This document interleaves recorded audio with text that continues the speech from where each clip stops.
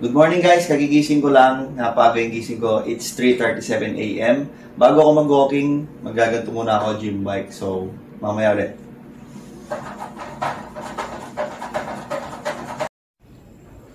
So, dito ako ngayon sa 3rd floor. Bali, ganito pa kadilim ngayon guys. Kakatapos ko lang mag-gym bike.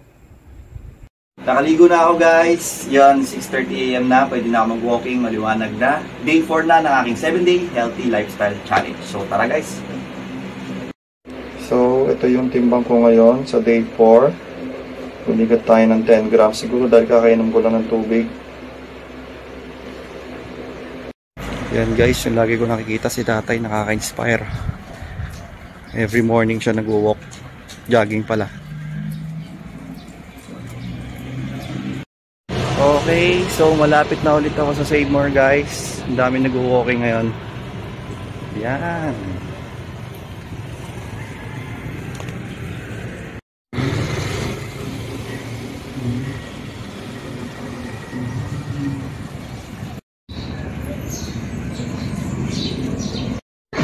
So yan, may nag-zumba sa may Save More.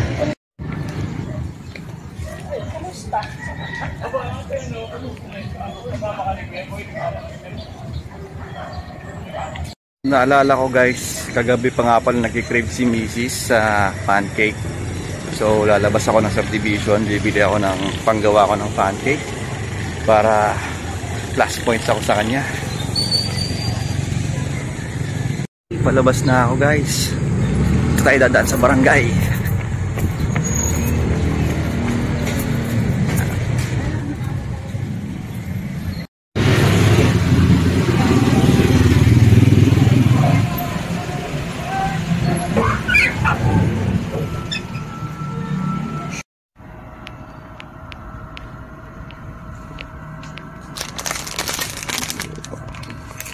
Kuha rin tayo ng tofu guys.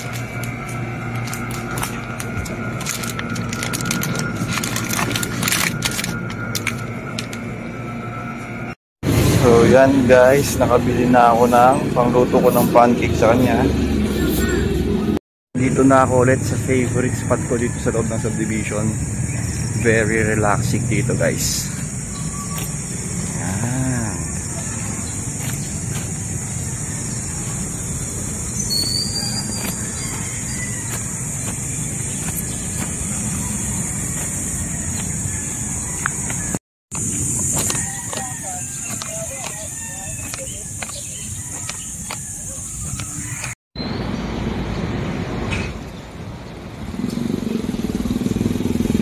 Sa loob muna ako dumaan ngayon para hindi crowded guys.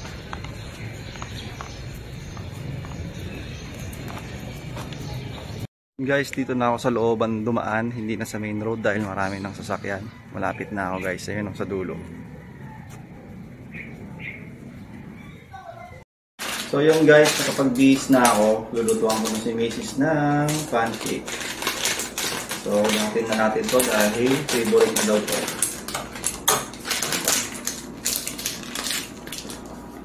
Yan. Tapos 2 tablespoon ng olive oil.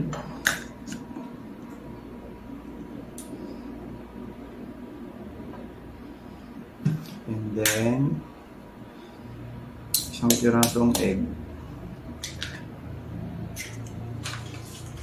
Tapos water. Haluin. And mamaya, ipipito ko na guys. So, mamaya ulit. Then guys, i-mix well lang para maging maganda yung consistency niya. So, i-fry na natin guys. Mag-heat lang tayo ng pan. Gusto natin ito mainit.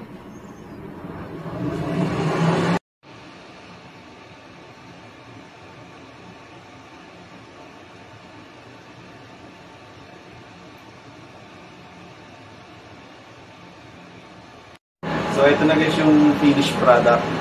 And luto naman ako ng tofu. Pawis na ako guys. Yan guys, fresh na fresh. Punasan lang natin para hindi tumarsik-tarsik yung mantika.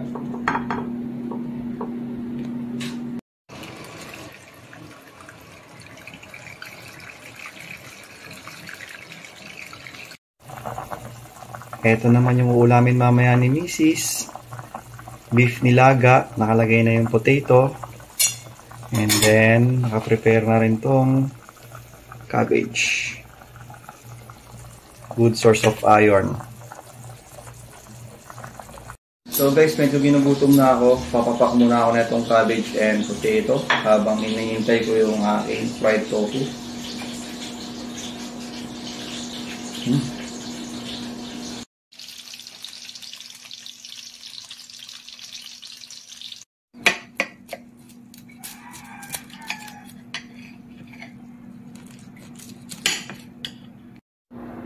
So, naluto ko na tong tofu. Bali, ito yung naging alternative ko sa meat dahil ito ay good source ng protein and calcium. Sa mga ngayon lang nakanood sa akin, bali, ito ay pang 4th day ko na ng 7-day healthy lifestyle challenge. Magkita-kits tayo ulit bukas at huwag niyong kalimutang mag-like, share, and subscribe sa aking YouTube channel, Crash News and Vlogs.